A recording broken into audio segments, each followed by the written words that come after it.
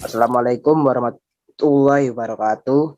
Perkenalkan, kami dari kelompok 2 ingin mempresentasikan tentang apa sih itu bioteknologi. Oke, jadi kelompok 2 ini yang beranggotakan saya, Ajendra Ganda Wibowo dari absen 35, terus ada Agnes Diaresta dari kelas 9A absen 2, terus ada Arjuna Prawira Jadiningrat absen 9 kelas 9A, terus ada Divi Muhammad Akhtar absen 15 dari kelas 9A juga, ada Farenzi dan Suryadi dari kelas 9A absen 18, terus ada Halidio Jonathan Mesah absen 22 dari kelas 9A, dan terakhir ada Heryu Veruna Awanggaria Katon dari kelas 9A absen 24. Oke, jadi yang pertama, di slide pertama yaitu apa sih itu bioteknologi? Boleh dilanjutkan. Oke, jadi bio yaitu artinya makhluk hidup, dan teknologi yaitu suatu cara atau alat yang memudahkan manusia dalam memecahkan masalah atau membuat produk yang berguna. Jadi teknologi ini suatu alat ya yang sangat membantu kehidupan manusia sehari-hari. Contohnya seperti kayak laptop, komputer, dan alat-alat lain yang sangat membantu kehidupan manusia. Jadi kalau misal dikombinasikan antara bio dan teknologi, yaitu penggunaan organisme atau bagian dari organisme atau agen untuk membuat suatu produk atau jasa sehingga dapat mensejahterakan manusia. Jadi bioteknologi itu adalah organisme yang digabungkan dengan teknologi sehingga lebih bisa untuk memudahkan manusia. Jadi yang kedua ya ini ada penerapan bioteknologi, dan bioteknologi ini diterapin ada dua ya. Jadi bioteknologi modern sama konvensional. Jadi yang kita pelajari ini yaitu bioteknologi ada konvensional dan modern. Jadi yang pertama ada bioteknologi pangan, yang kedua ada pertanian, yang ketiga ada bioteknologi peternakan, yang keempat kesehatan, yang kelima lingkungan, dan yang terakhir bioteknologi forensik. Karena kelompok kami membahas tentang apa sih itu bioteknologi kesehatan, jadi kita akan membahas lebih lanjut tentang bioteknologi kesehatan. Apa saja dampaknya, bagaimana cara menggunakannya, dan apa saja sih yang menguntungkan bagi kehidupan manusia.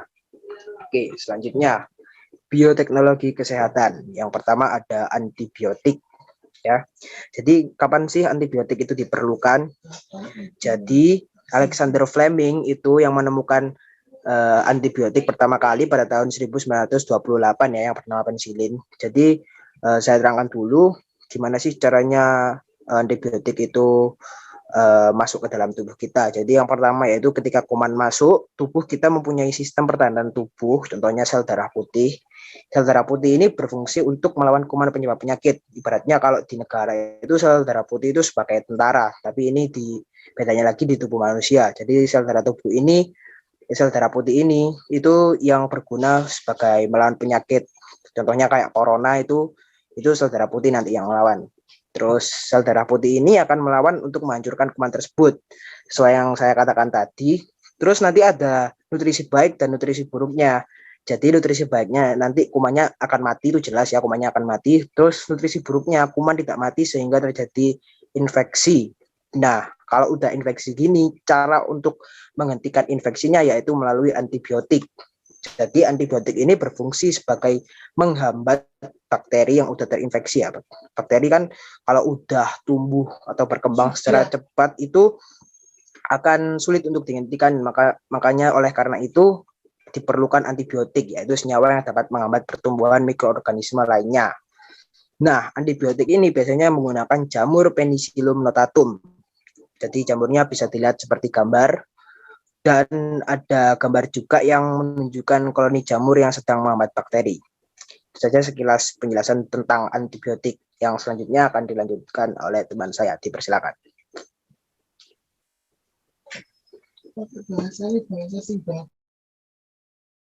Oke, jadi di sini ada nama mikroorganisme tertentu dan antibiotik yang dihasilkan beserta fungsinya.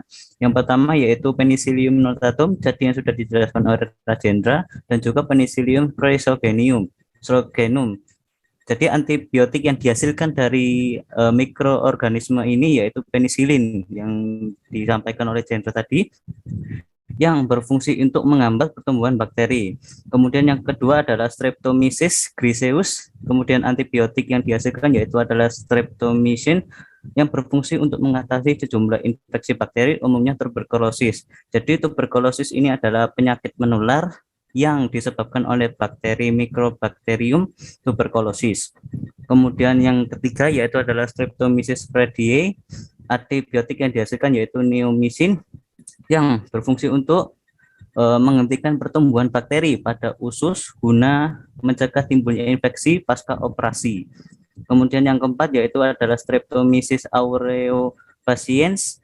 Antibiotik yang dihasilkan yaitu tetrasilin yang berfungsi untuk mengobati penyakit akibat infeksi bakteri berat seperti antraks, sifilis, gonor, infeksi saluran kemih, infeksi kulit jerawat, atau infeksi saluran pencernaan. Kemudian yang terakhir yaitu adalah Bacillus licheniformis. Antibiotik yang dihasilkan yaitu bacitracin yang mencegah atau mengobati infeksi kulit ringan yang disebabkan oleh luka kecil, goresan, atau luka bakar. Kemudian slide selanjutnya dilanjutkan oleh teman saya.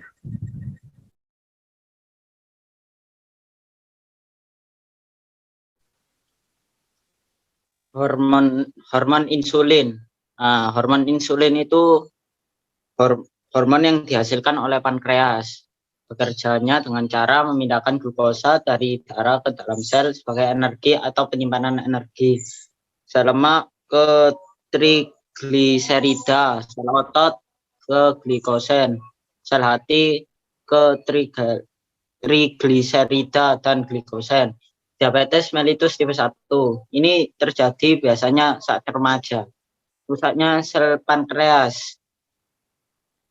Apa itu tidak dapat menghasilkan hormon insulin. Diabetes mellitus tipe 2. Hal yang terjadi kerusakan reseptor hormon insulin dalam hati. Gula darah dalam darah tinggi karena tidak terserap sel hati. Gejala-gejala umum diabetes mellitus. Sering buang air kecil, mudah haus, mudah lapar. Penyakit beratnya itu penyakit diabetes, penyakit jantung, stroke, gagal ginjal, kerusakan pada mata, sirkulasi darah tidak lancar. Insulin sintetis. Nah, ini obatnya, jenis obat yang digunakan untuk memenuhi kebutuhan pasokan insulin yang dibutuhkan oleh penderita diabetes. Slide selanjutnya dilanjutkan teman saya.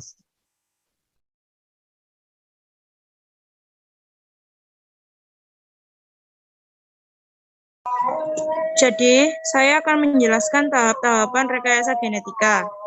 Jadi di sini langkah pertama adalah menyiapkan potongan gen DNA dari hewan yang diinginkan. Di sini contoh yang digunakan adalah gen penyandi hormon insulin yang diproduksi pankreas sapi. Lalu langkah yang kedua adalah menyiapkan vektor atau perantaranya. Perantara yang digunakan adalah bakteri E. coli dari usus sapi. Nah, nanti potongan gen DNA ini akan dimasukkan dalam plasmid yang berada di dalam sel bakteri E. coli. Gen DNA ini akan digabungkan dengan plasmid dengan bantuan enzim ligase yang sering dikenal sebagai enzim penggabung. Hasil dari penggabungan ini disebut dengan DNA rekombinan. Lalu, sel bakteri rekombinan ini akan dimasukkan ke dalam tangki fermentasi. Dalam tangki fermentasi, bakteri rekombinan akan membantu memperbanyak dan memproduksi insulin manusia. Lalu setelah dari tangki fermentasi ini, insulin akan diekstrak dan dimurnikan sehingga dapat digunakan sebagai insulin bagi manusia.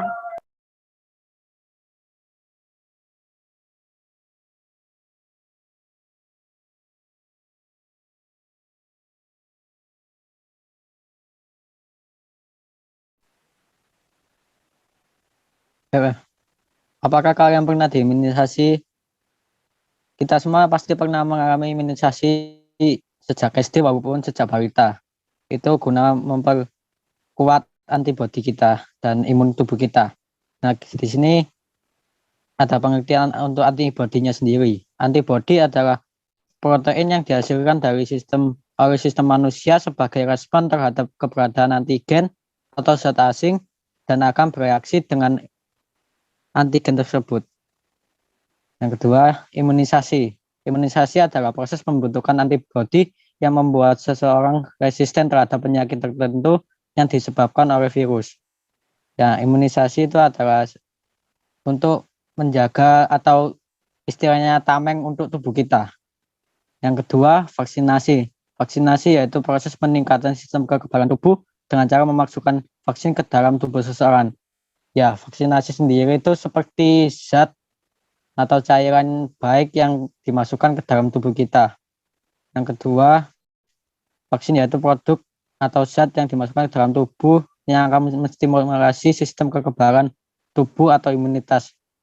Seperti yang dijelaskan pada vaksinasi, vaksin itu seperti zat guna menstimulasi sistem kekebalan tubuh kita. Yang keempat, jenis vaksin. Jenis vaksin terbagi menjadi 4, yaitu vaksin inaktif, vaksin hidup di rumah makan, vaksin toksoid, dan vaksin subunit. Di sini yang pertama yaitu vaksin inaktif atau virus bakteri yang dimatikan. Vaksin inaktif sendiri pengertiannya adalah vaksin inaktif merupakan jenis vaksin yang mengandung virus yang sudah dimatikan dengan suhu panas, radiasi, atau bahan kimia. Nah, ini virus vaksin inaktif terbagi menjadi 2 jenis, yaitu vaksin polio atau IPV dan vaksin Sinovac. Untuk pengertian vaksin polionya sendiri yaitu vaksin polio adalah vaksin yang diberikan untuk mencegah penyakit polio. Yang kedua, vaksin Sinovac yaitu vaksin yang digunakan untuk mencegah infeksi virus atau COVID-19. Yang kedua, vaksin hidup di rumah makan, yaitu vaksin polio. Vaksin polio yang seperti yang saya jelaskan tadi sama. Yang kedua, vaksin campak. Vaksin campak adalah vaksin yang sangat efektif untuk mencegah penyakit campak. Yang ketiga, vaksin rotavirus. Vaksin rotavirus adalah vaksin untuk mencegah infeksi rotavirus yang bisa menyebabkan muntaber atau gastroenteritis. Yang ketiga, vaksin tosoid. Vaksin tosoid dibagi menjadi 2 jenis, yaitu tetanus dan difteri. Vaksin tetanus sendiri adalah vaksin yang diberikan untuk mencegah penyakit tetanus. Dan vaksin difteri yaitu vaksin yang merupakan vaksin diberikan untuk melawan Corynebacterium diphtheria. Yang keempat, yang terakhir yaitu vaksin subunit. Vaksin subunit terbagi menjadi 3, yaitu hepatitis B, Novavax, dan Meningitis. Ya, untuk hepatitis B yaitu vaksin hepatitis B adalah vaksin untuk mencegah virus hepatitis B atau HBV. Yang kedua, vaksin Novavax atau corona. Seperti yang dijelaskan adalah vaksin untuk mencegah coronavirus atau COVID-19. Yang ketiga, vaksin meningitis meningokokus, yaitu vaksin yang memberikan 90% perlindungan pada remaja dan dewasa. Selanjutnya akan dilanjutkan oleh teman saya.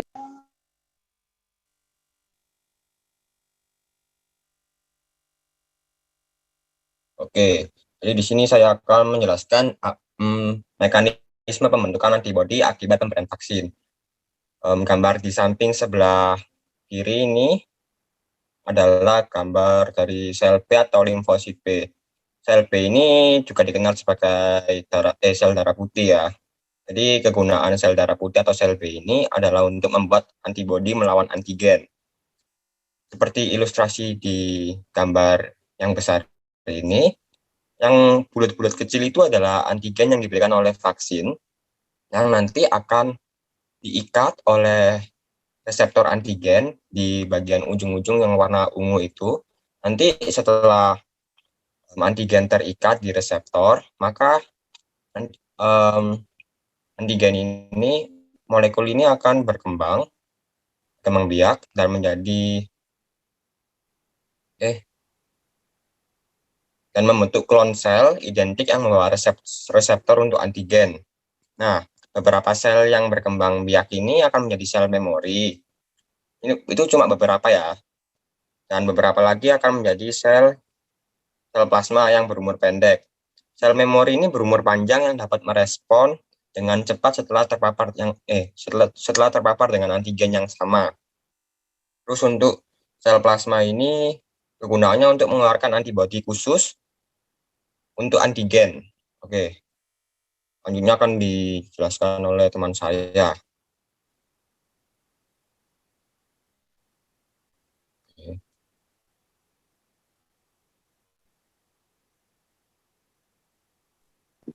Antibodi monoklonal.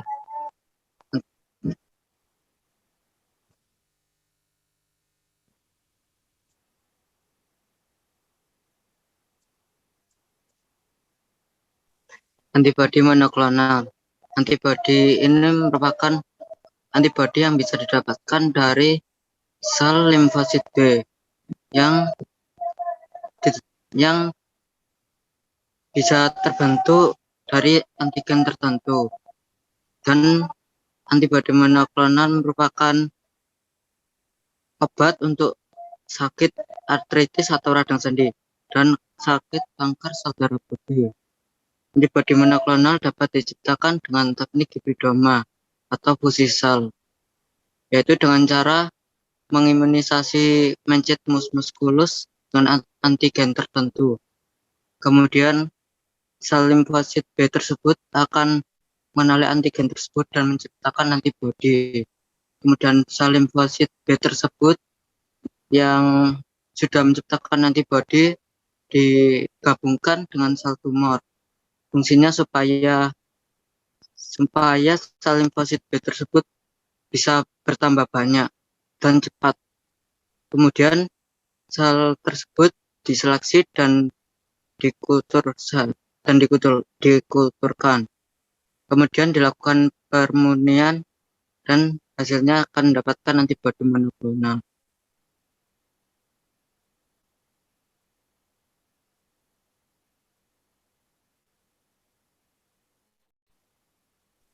Kesimpulan bahwa semakin berkembangnya zaman, semakin banyak pula bioteknologi yang dikembangkan di bidang kesehatan guna mengatasi penyakit yang bermunculan sekarang ini. Dan dari sini kita bisa mengerti bermacam-macam bioteknologi di bidang kesehatan dari cara pembuatannya dan kegunaannya. Seperti antibodi monoklonal yang diambil dari tikus mencit atau mus musculus dan kegunaannya untuk terapi peradangan sendi atau artritis, dan pengobatan kanker sel darah putih. Sekian dari kelompok kami. Mohon maaf jika ada kesalahan atau kata-kata yang kurang sempurna, dan mohon maaf jika presentasinya jauh dari kata sempurna, dan kami akan berusaha untuk semaksimal mungkin untuk kedepannya supaya lebih baik dan lebih berusaha untuk menjadi yang terbaik. Oke, terima kasih sudah menyaksikan presentasi kali ini. Kami dari kelompok 2 kelas 9A undur diri dan pamit. Assalamualaikum warahmatullahi wabarakatuh. Sekian, terima kasih. Assalamualaikum warahmatullahi wabarakatuh. Selamat nonton.